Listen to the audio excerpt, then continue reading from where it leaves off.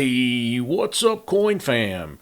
In today's video, we're going to talk about rare and valuable nickels. You'll find out what to look for and how much they're worth. Let's get right into it.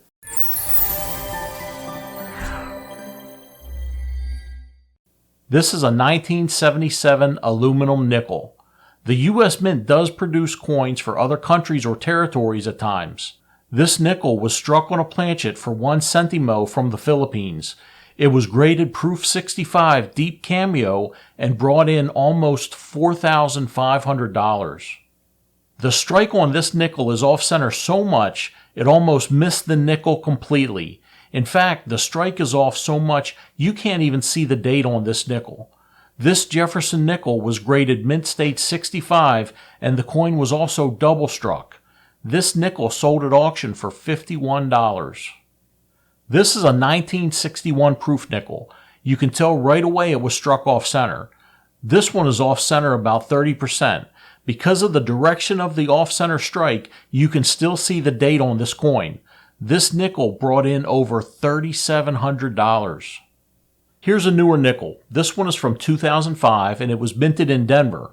The nickel looks a little rough, and that's partly due to the bag marks and scratches on the plastic slab the coin is in. Despite the scratches, the nickel still graded Mint State 66. This is a really cool error called a speared bison error. You can see the line from the E in States and under the belly of the bison. This error is caused by a gouge on the reverse die. Because the gouge is on the die, this error will show up on every single coin the die presses until it's retired. This speared bison nickel sold at auction for $329. Take a look at this crazy nickel. This is what an obverse die cap looks like. That means this nickel became stuck to the die like a bottle cap and stayed in place while other planchets were being struck. You can see the evidence of the multiple strikes. This is the back of the coin that was striking other planchet while the nickel was stuck to the die. This nickel graded Mint State 65 and sold at auction for $1,500. Round planchets are cut from a long flat piece of metal. If the planchet is cut overlapping the cut from another coin or near the edge, part of the planchet may be missing. This is called a clipped planchet. There are multiple types of clipped planchets. This one is a straight clip. This coin graded Mint State 65 by Annex and was sold at auction for $600. This is a 1939 double die reverse. It's a good looking nickel with a nice strike. It even has a full steps designation despite a lack of detail on the rest of Monticello. You can see slight doubling on some of the letters near the edge of the coin, and it gets more intense on 5 cents and Monticello. Do you see any other doubling? Look at the left side of Monticello. Now take a look at the right side. Do you see it now? This nickel graded Mint State 67 with the full steps designation and sold at auction for $20,500. Here's another struck through error. This nickel was struck through a cloth. The reverse of the nickel doesn't show any sign at all of the struck through error. Despite the lack of detail on the front of the nickel, this coin still graded a Mint State 64 by NGC. This rare struck through error sold at auction for $862. This nickel was struck on a 1 cent planchet. Usually when we see this, the coin is a reddish looking color due to the copper in the planchet. This one actually looks like a nickel planchet, but the planchet is actually steel. Here's what happened. In 1943, the year this nickel was struck, the mint changed the metal they used for pennies from copper and zinc to steel. This was done because the copper was needed for the war. Somehow, the penny planchet was used to strike this nickel. How would you know if you came across this one? The nickel would likely feel different due to the size and weight difference between a penny and a nickel. If you're really into coin collecting or coin roll hunting, you should already have a scale to weigh your coins. If you need a scale for coins, take a look at the link in the description for some reasonably priced scales. A 1943 nickel should weigh about 5 grams. This nickel only weighs 2.9 grams. A steel planchet will also stick to a magnet. This nickel graded Mint State 66 and sold at auction for almost $15,000. Here's another no-date nickel. This one wasn't struck off center, but there's detail missing because this nickel was minted on the wrong planchet. This is a 1-cent planchet that somehow made it onto the press instead of the nickel planchet. Sometimes wrong planchet errors involving pennies are given a color grade like red, red-brown, or brown, but this one didn't. This rare nickel was graded about uncirculated 58 on a scale from 1 to 70 and sold at auction for $60. Here's a nickel you won't find in circulation, but it's so rare for something like this to be created, let alone make it outside of the mint. This nickel was broad-struck, overstruck, and was fused together with another nickel by an overlapping strike. This 1995 Philadelphia nickel was graded Mint State 63 by Annex and sold at auction for almost $2,000. Here's a real cool error nickel. This is a 1962 Denver minted nickel. It graded about uncirculated 55 by PCGS Grading Services. This is what's called a lamination error. Something went wrong with the alloy used on this nickel. You can see where the top layer of the metal is flaking off the coin. There's no evidence of the lamination problem on the reverse of the nickel, but there's virtually no detail on Monticello. This nickel sold at auction for $45. Sometimes foreign objects come between a die and a planchet. Sometimes this is an accident, and sometimes it's a mint worker creating his or her own work of art. These errors are called struck-through errors. If the foreign object is still stuck in the coin, it's called a retained struck-through. This nickel has a staple struck into it. There's no sign of the staple from the reverse of the coin. This nickel was graded extremely fine, 45, and sold at auction for $780. Here's a nickel with a huge die break at 4 o'clock on the obverse. But there's only a small mark on the back from the die break. You might be able to tell by the contrast between the design and the field of the coin that this is a proof nickel. This error was graded proof 67 and sold at auction for almost $1,500. What would you do if you found this jacked up nickel in your pocket change?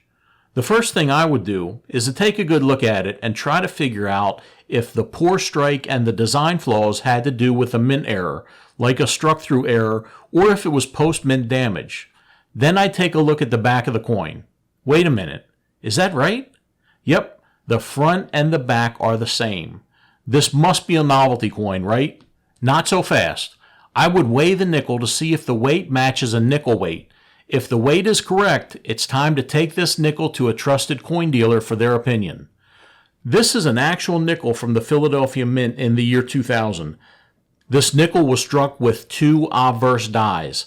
Despite the poor appearance of the features of the nickel, it was still graded a Mint State 65. What's this beautiful monstrosity worth?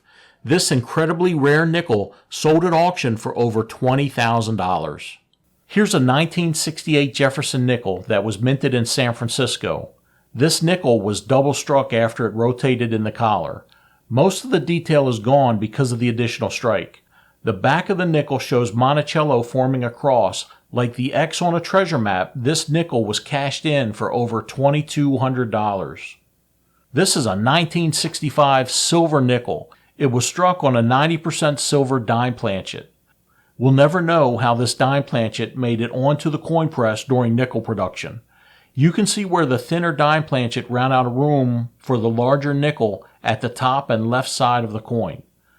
This nickel graded Mint State 62 and brought in $6,000 at auction. Here's a really old nickel. This is a Liberty nickel from 1889. The error on this is easily identified as an off-center strike of about 15%. Some of the detail is missing from the reverse of the nickel at the bottom. This nickel was graded about uncirculated 58 and sold at auction for $493. Take a look at this 1969S proof nickel. It graded proof 67 and proudly displays a cud from 12 o'clock to 1 o'clock. A cud is a die break that affects the edge of the coin. Cuds aren't uncommon, and if you look at enough coins, you can find them in circulation. You won't find a cud on a proof coin in circulation, though. Proof coins are made for collectors and can only be found in proof sets. This nickel sold for over $1,700.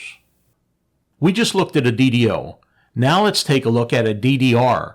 This is a 1945 Philadelphia minted Jefferson nickel DDR, or double die reverse.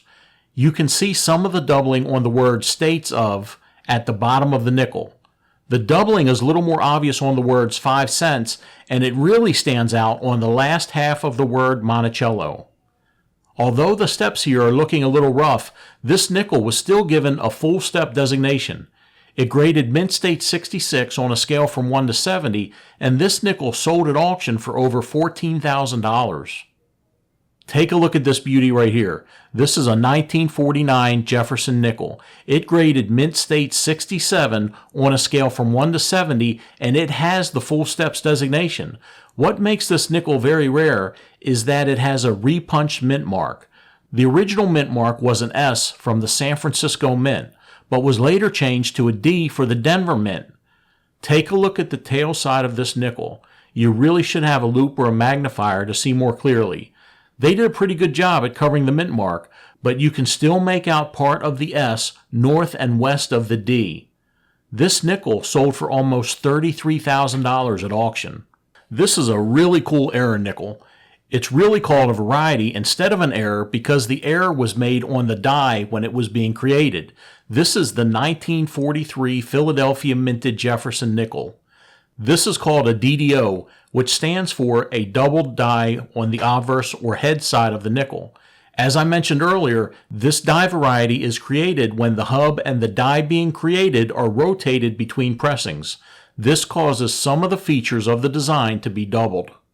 You can see the doubling on all of the letters of the word Liberty, as we see here. There's also doubling on the star and the date on this nickel.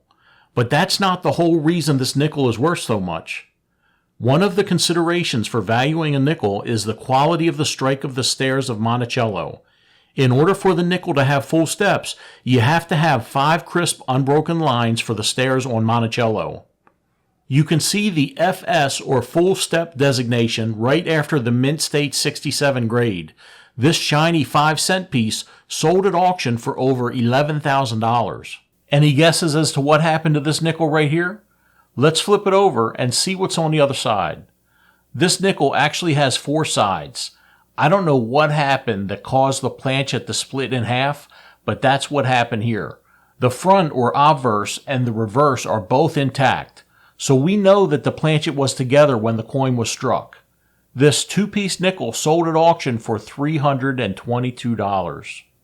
This nickel was struck 40% off center. Because of the strike, the date of the nickel can't be seen, but the nickel was struck between 1942 and 1945. How can we know this? Because of World War II, nickels were minted on a planchet made of 35% copper to conserve nickel and copper that was needed for the war effort. This nickel was graded mint state 62 and sold at auction for over $1,400. And how about this nickel right here? This is another nickel with a mint mark error. You can see the D on the back of the nickel next to Monticello. This just means that this nickel was minted at the Denver Mint. But let's take a closer look. You can see a little distortion to the west of the D mint mark and also on the inside of the opening, as you can see right here. When this nickel was minted, the mint mark was physically punched into the die after the die was created. If the mint worker misaligned the die, he'd punch it a second time. You have to know what you're looking for to find an error like this. This nickel definitely looks its age. You can see some spots on the back and on the front as well, along with a whole bunch of scratches. This 1942 Denver minted nickel still graded a mint state 65, and it was also given the full steps designation. They don't look like full steps to me, but then again, we're seeing these pictures through a big piece of plastic. This nickel sold at auction for $30,550. I hope you enjoyed the video. If you learned something, hit that thumbs up, and don't forget to hit that subscribe button. We're quickly approaching 100,000 subscribers. Thanks for watching.